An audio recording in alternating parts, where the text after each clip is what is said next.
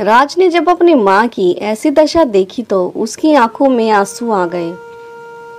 अपने कंधे पर अपने बेटे के हाथ का स्पर्श महसूस कर आज शीला जी का दर्द आंखों से आंसू बनकर बह निकला।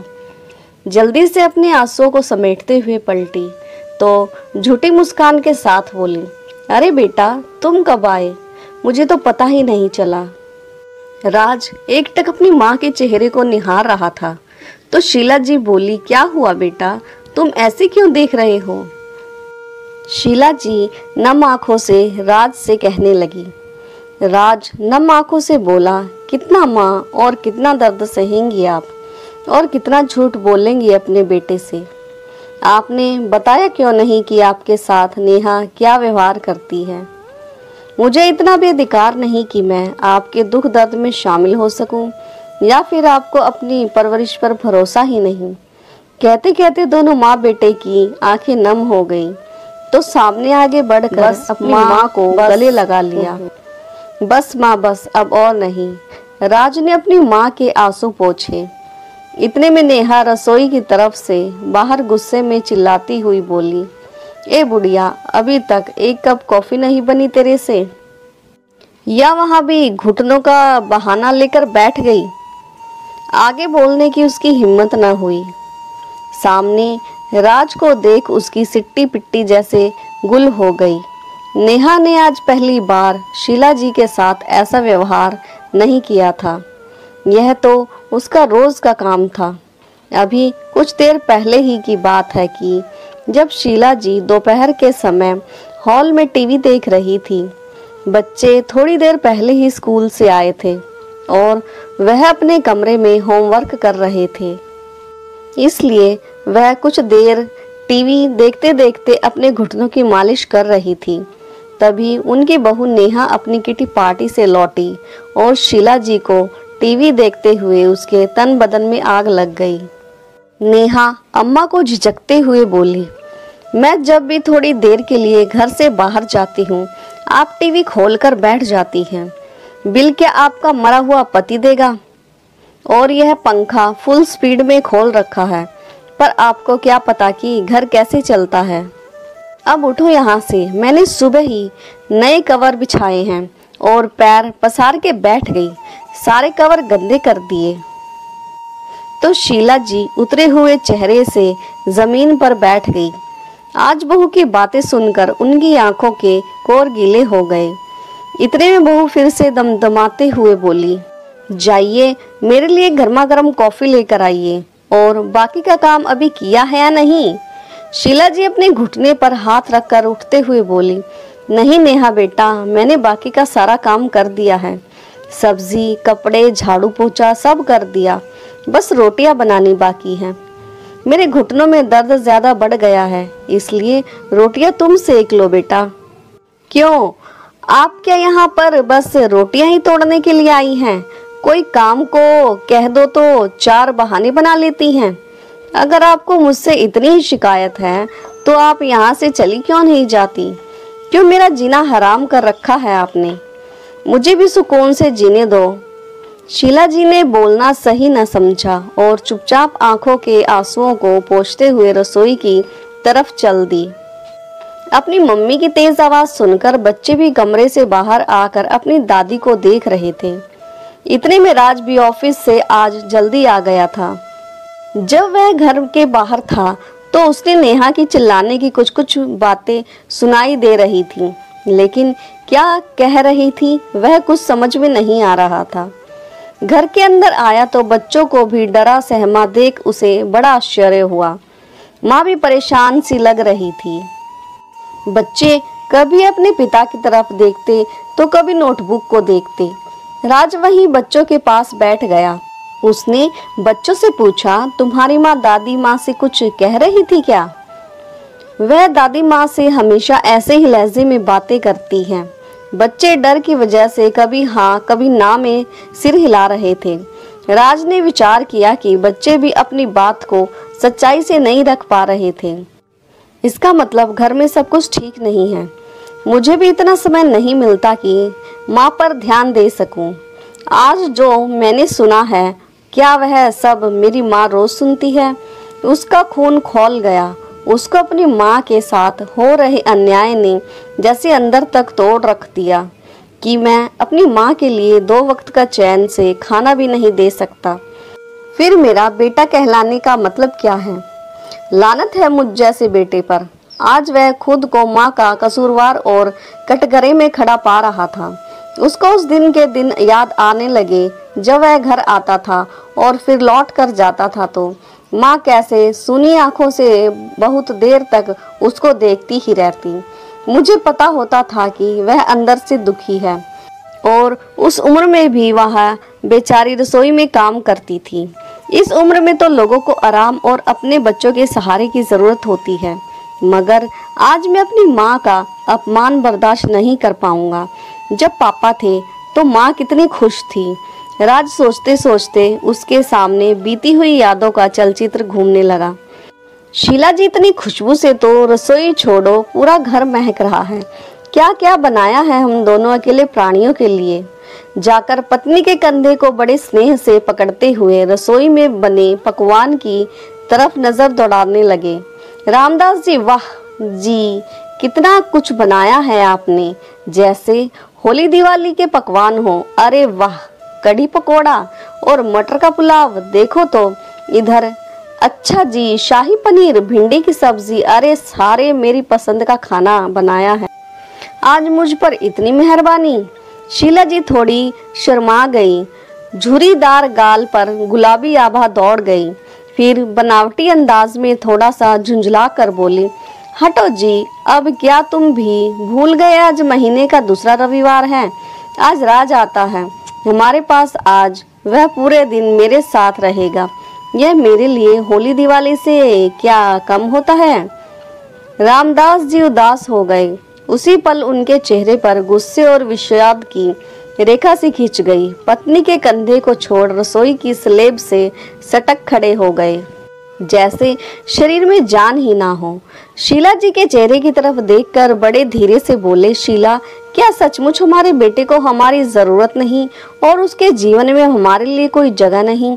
कहते हुए आंगन में जाकर बैठ गए। आराम कुर्सी पर पास रखे अखबार को अपने चेहरे पर लिया।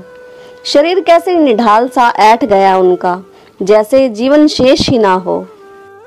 अंदर शीला जी तुरंत अदरक काली मिर्च डालकर प्याली में चाय लेकर आई और कुर्सी मूंज खींचकर बगल में बैठ गई।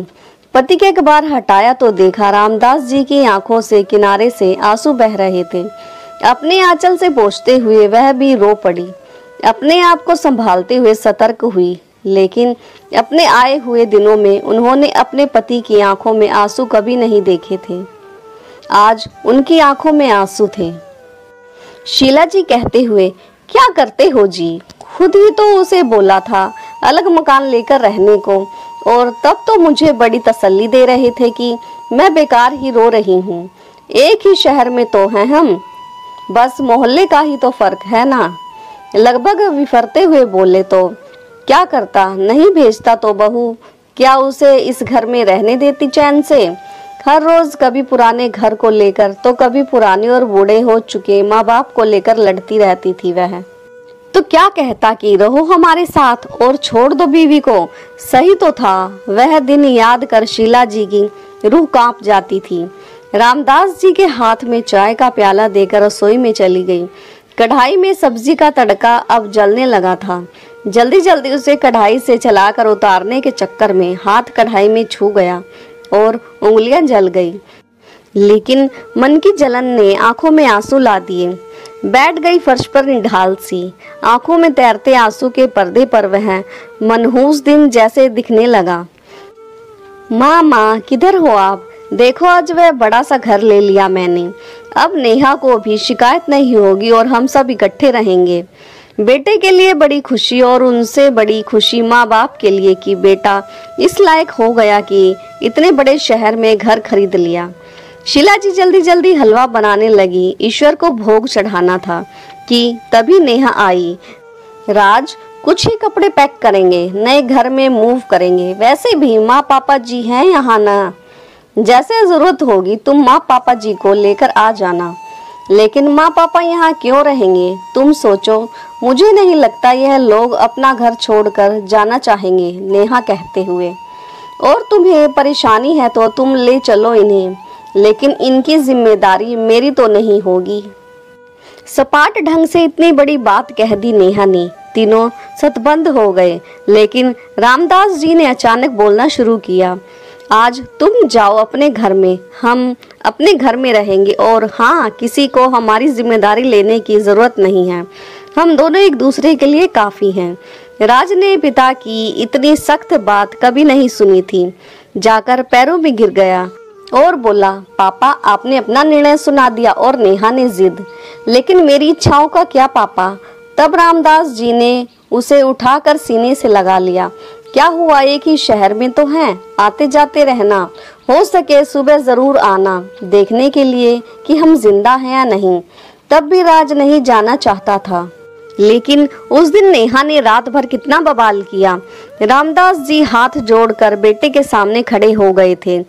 चला जा बेटा, तेरे अच्छे बेटे होने पर हमें कोई संदेह नहीं है। बस चाहता हूँ वो रिश्ता जो अभी अभी बना है वह हमारी वजह से ना टूटे। अपने रिश्ते को समय दो, नहीं संभाल पाए तो मैं जिद नहीं करूँगा, लेकिन बेटा एक कोशिश तो बनती है ना।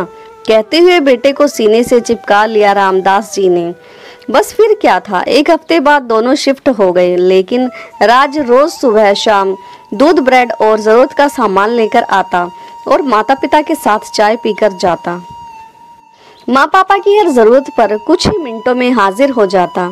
महीने में उन्हें डॉक्टर के पास ले जाना, ऑफिस आते जाते यूं ही कभी घर पहुंच न जाना, महीने के हर दूसरे रविवार को पूरे दिन और रात माँ के साथ बिताना, वह एक दिन हर महीने का दोनों के लिए होली दिवाली सा होना। लेकिन आज पति की आंखों में आंसू देख शीला जी भी उदास लग रही थी। उंगलियों की जलन से भारी उनकी जलन थी।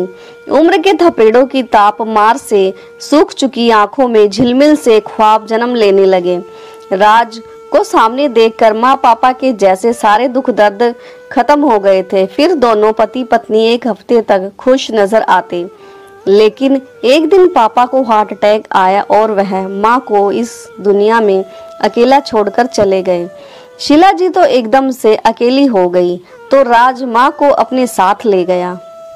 राज वहां से उठकर सीधा माँ के पास पहुंचा तो माँ की ऐसी हालत देखकर उसकी आंखों से आंसू आ गए। राज ने अपनी माँ का हाथ अपने सर पर रखते हुए कहा, माँ आपको मेरी कसम, आज आप झूठ नहीं बोलेंगी। मेरी ना मौजूदगी में मुझे सच सच बताइए कि आपके साथ यहाँ क्या क्या होता है। शीला जी नाम आंखों से बोली, मैं बहू से कुछ भी पूछती हूँ तो वह पलट कर जवाब नहीं देती। बुढ़िया तू चुपचाप रह, तुझे इससे क्या मतलब कि मैं क्या करती हूँ क्या नहीं करती? क्या मेरी अब इस घर में इतनी पूछ भी नहीं रही बेटा?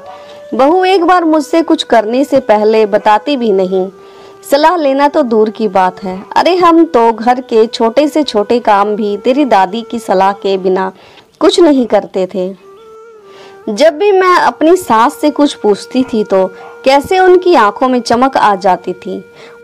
मान सम्मान की ओर तेरी दादी भी मुझे अपने पूरे तजुर्बे के अनुसार सलाह देती थी, लेकिन नेहा बहू के लिए तो मैं सिर्फ इस घर का फालतू सामान के अलावा कुछ भी नहीं हूँ।